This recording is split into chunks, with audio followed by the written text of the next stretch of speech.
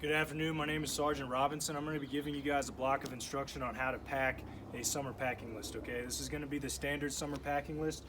Really, you don't need any more than this. The first thing you're going to want to do when you get your packing list is you're going to want to lay everything out like Sergeant Featherston has out here.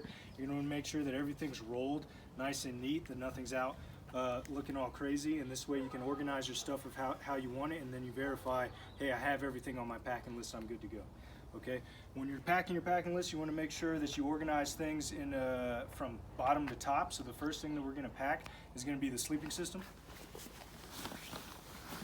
Now when you're packing the sleeping system, you can always zip the inner liner inside the bivvy so that when you unzip it, the zippers are in line and it's a lot easier to get in and out of. And then you can also stuff it inside the stuff sack, or you can actually stuff it, if it's small enough, into a wet weather bag, and it might actually save you some time when you're putting it into the bag.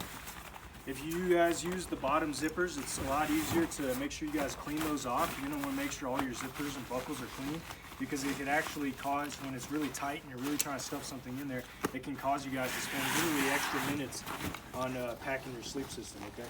The next thing you're going to want to do is grab your wet weather bag. You're going to put it on top of your sleeping system, like Sergeant Featherston has there.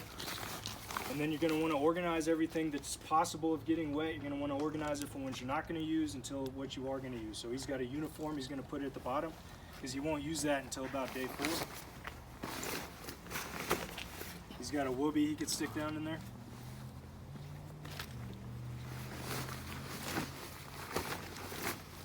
He's got some socks. He could put like a good amount of socks toward the bottom, but he's going to want to leave some socks towards the top. And he's got t-shirts. Leave a t-shirt toward the top in case it gets soaked. Alright, then you want to put the t-shirt and sock on the top. That way if you need it, it's right there and it's waterproof. Okay, and then we have field stripped MREs. When you're field stripping your MRE, you want to make sure that you take out everything that A, you know you're not going to eat, and B, it's just going to be extra crap.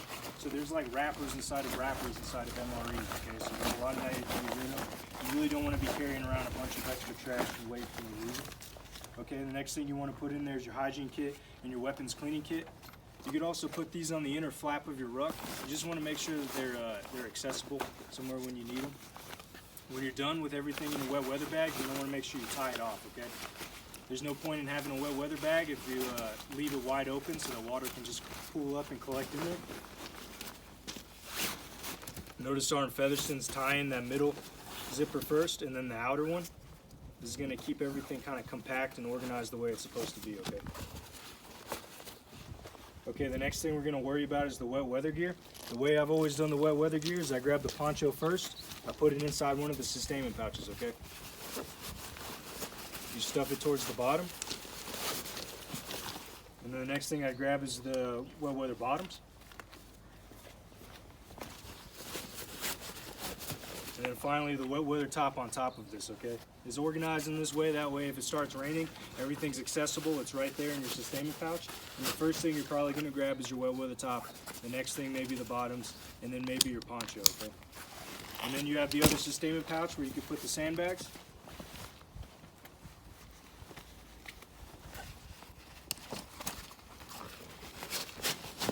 You got 550 cord. Okay, it gives you a little bit extra room on that side to put any extra BII or headlamps or things like that you might need. You got the E-tool. It's going to be on the side of the ruck.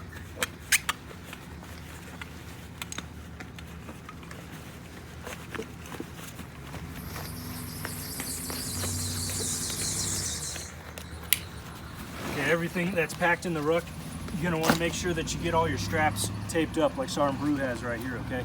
When you're taping up the ruck, you want to make sure that you're not actually taping it to the strap. That's going to be tight because you're going to want to be able to maneuver this as you start packing your stuff, okay?